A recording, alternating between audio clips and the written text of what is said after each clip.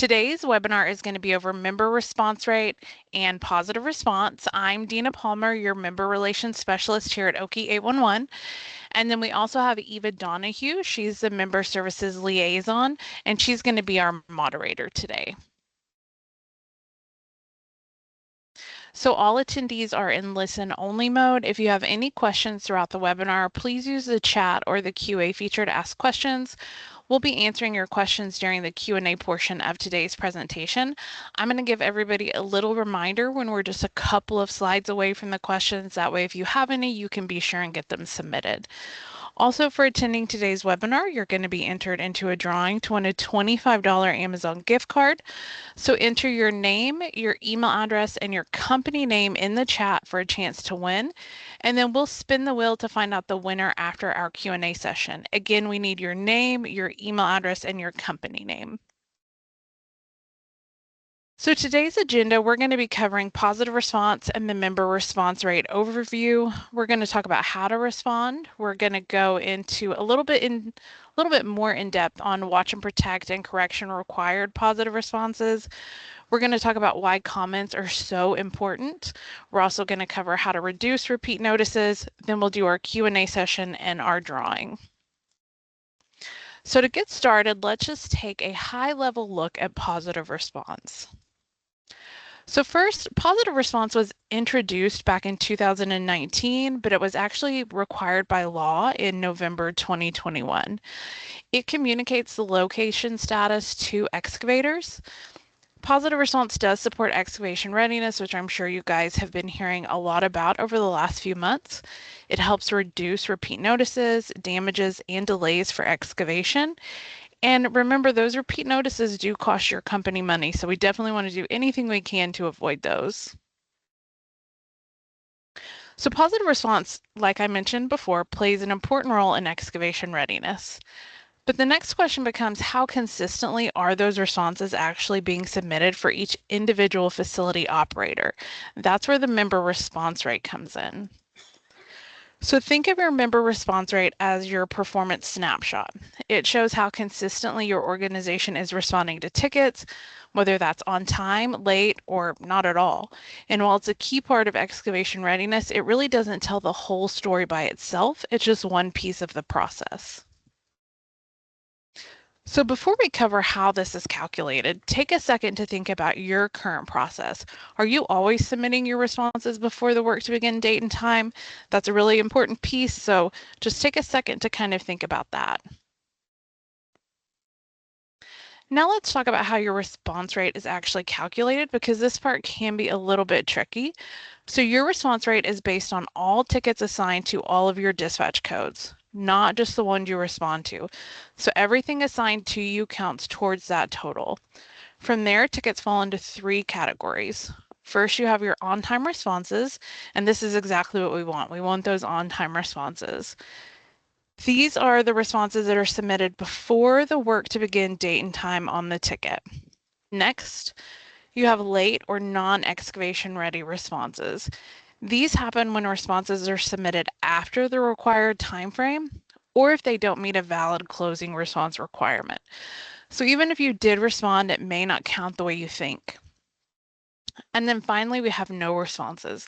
These are the tickets that just didn't receive any response at all, and these will really hurt your response rate. So the key takeaway here is it's not just about responding, it's about responding on time and correctly.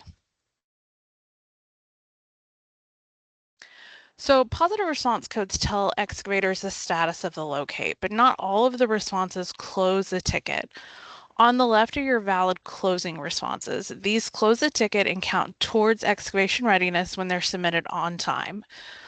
On the right are your open responses. These are temporary. They let the excavator know what's going on, but they do not close the ticket and do not count towards excavation readiness.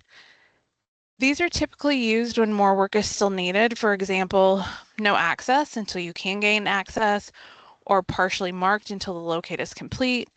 Once that work is finished, the response should always be updated to a valid closing response. Have you ever left a ticket in an open response thinking it was complete? That's a common problem, and we hope that this will help you kind of identify those situations when that happens. So next, let's talk about how to actually respond to those tickets. So you can respond in the legacy portal and the new portal. Today, we're just going to go through the new portal. As always, you would sign in with your OP username. You would then go to the facility operator hub, and then you would select submit positive response. So this will bring up a list of tickets that are considered open and still need a response. You would select the ticket you want to respond to, and then in the top right-hand corner, you would select add a response. After you hit add response, you'll select a response from the dropdown, add any comments, and select save. Once you select save, that will remove that locate request out of your positive response queue. So if you need to update that or make any changes to a response that you made, you could just search by ticket number, pull that ticket up again, and update that response. But before we move on, let's talk a little bit more about the responses you can choose from. So first we have clear. Clear means that you have no facilities in conflict with the dig area. If your lines aren't affected and excavation can move forward as requested, this is the right response.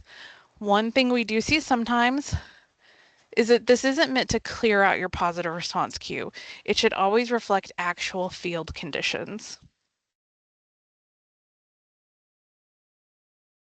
Next, we have correction required or not marked. This one we really want to be careful with. This response means there's an issue with the ticket itself that's preventing you from completing your locate. So we're talking about situations where something like the mapping or the directions are so off that you can't confidently identify the dig area. This isn't for minor issues, and it's not it's not for fixing a response that was already entered. We also see it used sometimes to flag tickets with a lot of updates, and that's not what this is for. So when you use this response, it automatically notifies the excavator, it triggers a QA review, and so it should only be used when a correction of the ticket information is truly needed.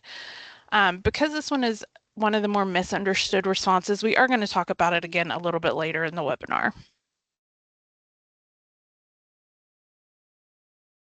So then we have no access. No access means you couldn't access to the site to complete your locate. So before using this, you do need to make a reasonable attempt to contact the excavator to gain access. That step is important. We do see this sometimes used without any attempt to reach out first, and that can really slow things down. So always try to communicate with the excavator before selecting this response. And remember, once you have gained access, you do want to go back into the portal and update that positive response with what you did for the locate request.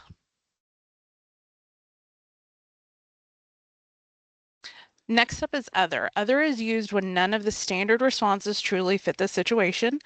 This should always be considered a temporary response. It's helpful if you need more time or more information, but it shouldn't be the final step. When using other, make sure that you have detailed comments. We do sometimes see very general or blanket statements, and that's really not sufficient.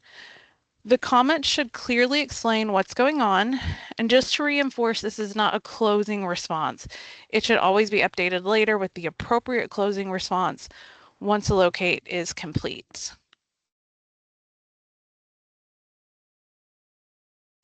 So moving on to the partially marked response. Partially marked or large project is used when you and the excavator have a documented marking schedule in place and you're marking in phases based on that agreement. If you started marking and had to leave, that's not what this response is for. So in that case, you would use other. Clearly note when you'll be returning to complete the locate. The key difference here is that this response, partially marked, is for planned, agreed upon schedules, not incomplete work.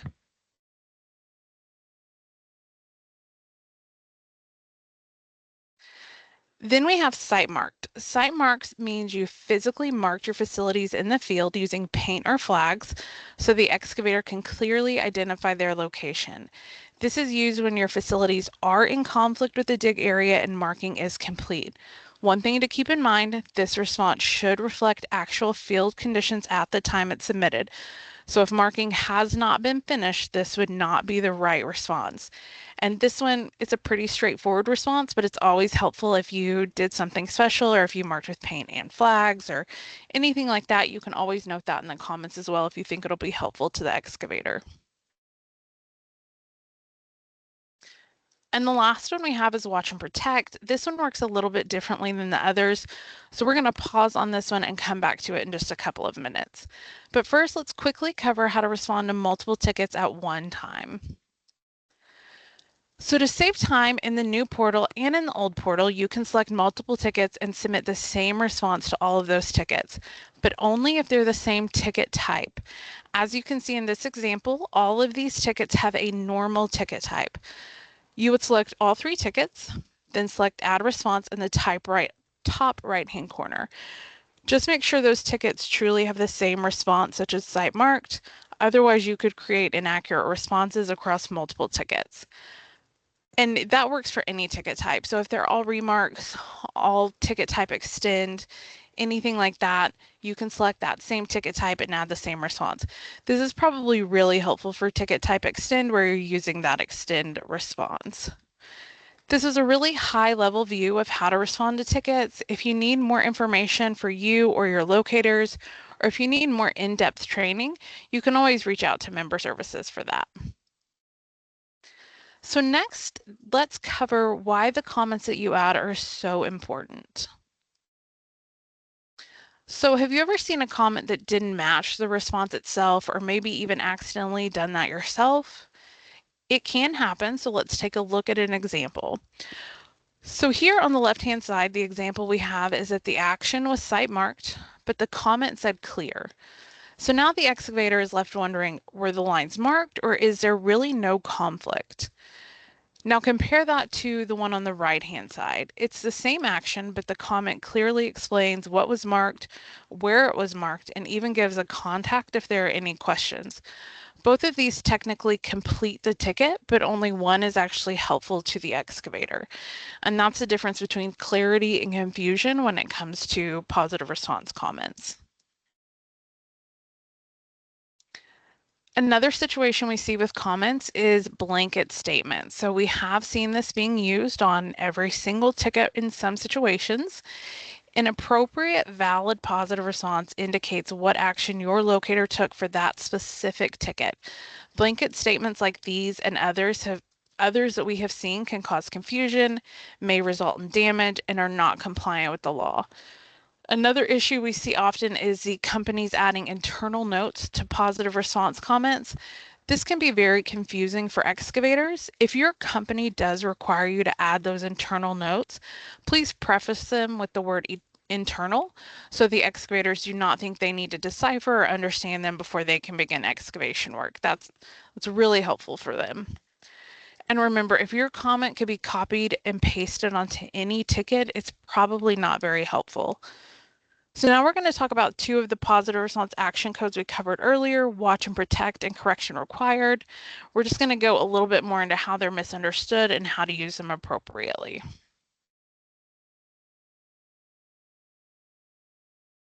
So first, let's take a closer look at watch and protect. So watch and protect means the owner or operator is required to be present during excavation. This allows them to identify facilities and monitor the work as it happens.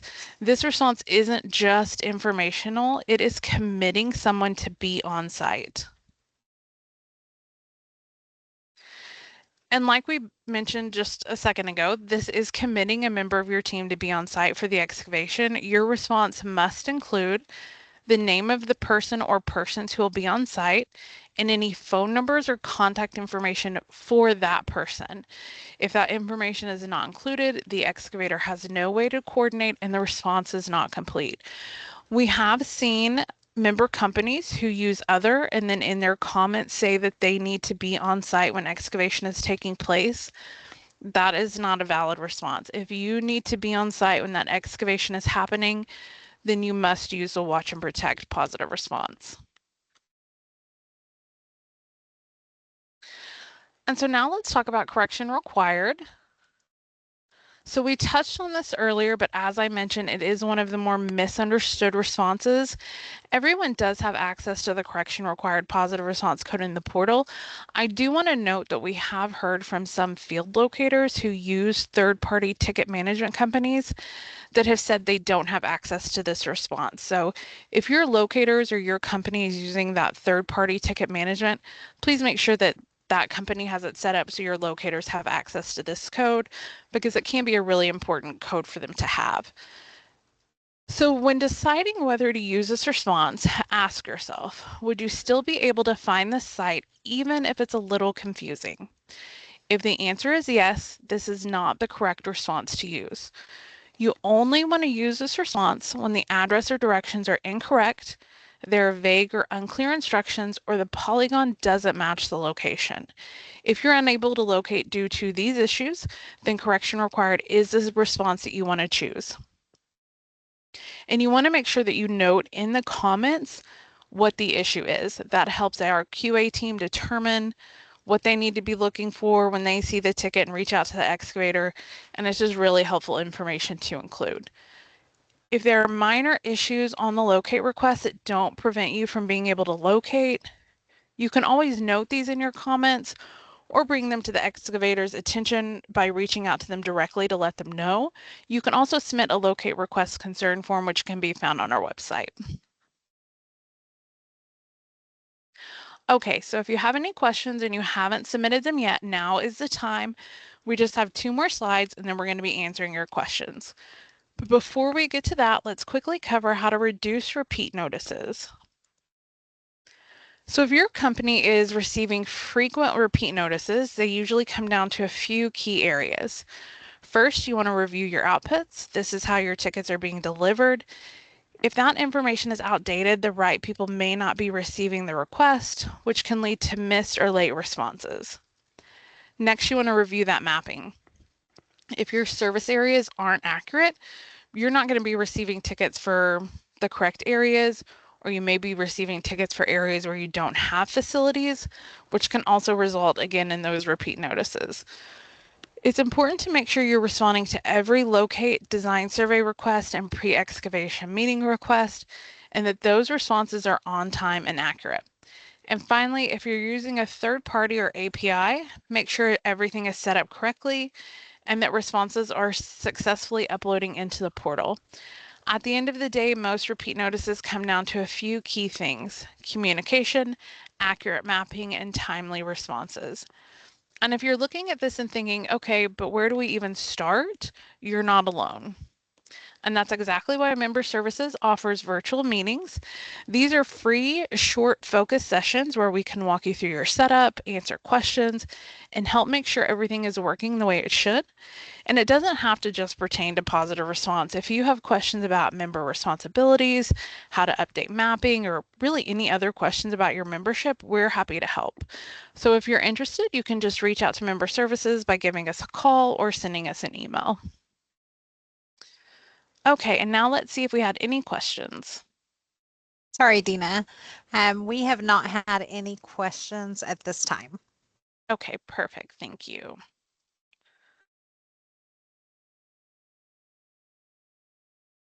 And before we wrap up, we'd really appreciate your feedback. We do look at that. We take those notes into consideration. If you have a moment, please scan the QR code to complete a brief survey. Your feedback helps us continue improving our trainings and our content, because we really want to give you the kind of content that you all want to see. And Eva is going to be including a link to that survey as well in the chat if you're not able to get a screenshot of this QR code. And then I just want to thank you guys again for joining us this afternoon and taking time out of what I know are very busy days. I really appreciate it. And I hope you all have a really wonderful afternoon.